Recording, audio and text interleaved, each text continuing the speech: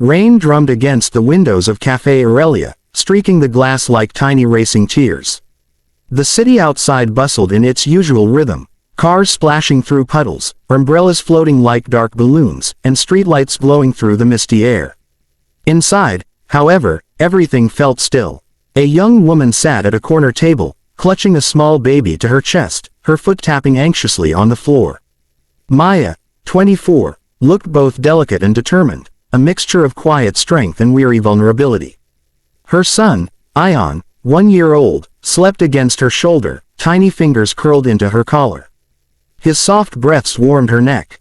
To everyone else, he was just a baby. To her, he was her whole world. Maya glanced at the time on her cracked phone screen for the 10th time, 5 minutes late. Her heart fluttered uneasily. I shouldn't have come, she whispered to herself. This was her first blind date ever, set up by her annoying but well-meaning best friend, Zara. Go, Maya, remember you're still a woman, not just a mom. Zara's voice echoed in her head. Maya sighed. Being a mom didn't bother her, she was proud of that. What bothered her was the fear of being judged for it. Because she had been. Many times. She smoothed her faded blue dress, trying to flatten wrinkles that refused to disappear. Her hair was in a messy bun. Not fashionably messy, but practicality messy. Her shoes were old, and the diaper bag hanging from her chair looked like it had survived a war. Please don't cry, baby, she murmured, gently rocking Ion. She had almost cancelled. Her babysitter backed out last minute, again. And she couldn't afford another one. She could barely afford the tea she planned to order. She had rehearsed what she would say if the guy got upset seeing the baby. I'm sorry. You can leave. I understand. But each time she imagined saying it, her heart squeezed painfully. Because deep down, she didn't want him to leave. She didn't want to be alone forever. She didn't want to always feel like she was too much work to love. A bell chimed as someone entered the cafe. Maya looked up, and froze. A tall man, dressed in an impeccably tailored charcoal suit, stepped inside. His sharp jawline, confident shoulders, and intense dark eyes made half the cafe turn to look. He shook rain from his hair and scanned the room. She recognized him from the small profile photo Zara had shown. Adrian Hart. He was handsome, intimidatingly so. Her breath caught. He spotted her. Their eyes met. Something unreadable flickered in his gaze. Surprise, curiosity, and something gentler. He started walking toward her. Maya stood quickly, flustered, nearly waking Ion. When he reached her, she blurted before he could speak. Sorry. I brought my baby. There it was. The truth, thrown like a desperate shield. Her voice trembled despite trying to sound casual.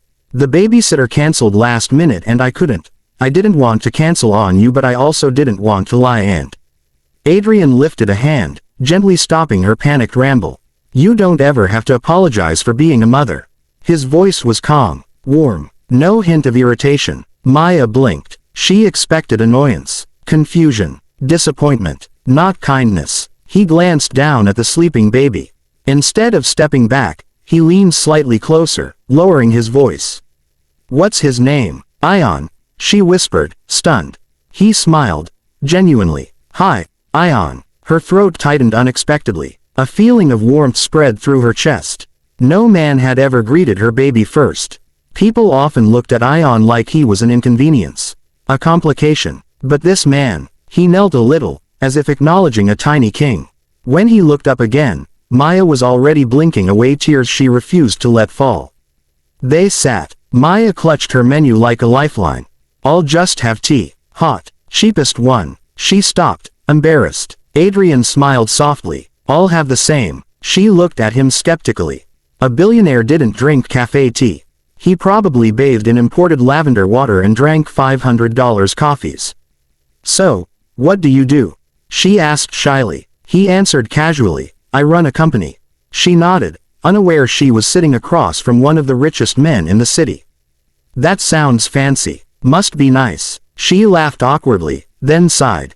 I work 2 jobs. Receptionist during the day, cashier at night. It's exhausting. It must be, he said gently. Raising a child and working that much, you're incredibly strong. Her chest tightened again. Compliments weren't common in her life anymore. Mostly criticism or pity. Just then, Ion stirred and started fussing. Panic shot through her. Oh no. Not now. Shush baby. Please. She began bouncing him frantically. I'm so sorry. He's hungry. I just need to. Adrian held out his arms. May I? Maya blinked. What? He nodded toward Ion. Let me help. She hesitated, heart racing. Trust didn't come easy, but something about his steady gaze made her nod. Slowly, she passed Ion to him. Adrian held the baby like he had been doing it his entire life, secure, gentle, natural. Ion blinked up at him, then smiled. Maya's jaw literally dropped. You're amazing. He chuckled. I had a younger sister. Changed more diapers than I cared to admit. She laughed, a sound she barely recognized anymore. Light, free, real. For the first time in months, she felt seen. Not as a burden, not as a tired single mother. Just as Maya. Time passed faster than the rain outside. They talked about silly things, favorite food, childhood memories. She found herself forgetting how tired she was. When it was time to leave, she stood reluctantly. Adrian reached into his coat and handed her a small envelope. What's this? She asked softly. A little something for you and Ion. She opened it. Her heart dropped. Money. Her stomach twisted. Anger and humiliation exploded inside her. Tears burned her eyes, but these were not the soft ones, they were sharp ones. Her voice cracked. You think I need pity? I'm not some charity case. I came here because I thought. She swallowed painfully. Forget it. Maya. Wait, he began, shocked. But she turned and walked out, holding Ion tightly. Cold rain soaked her dress. People stared. She didn't care. Her chest ached so deeply she could barely breathe. Behind her, Adrian stood frozen, hurt written across his face. He whispered into the quiet cafe air. It wasn't money, but she was already gone. The rain hadn't stopped since that evening, as if the sky itself felt Maya's heartbreak. 2 days passed. 2 long, restless days where her mind replayed the cafe moment over and over. Why had she reacted like that? Why did she feel so embarrassed, so small? Ion babbled in his crib, but even his joyful noises couldn't lift her mood.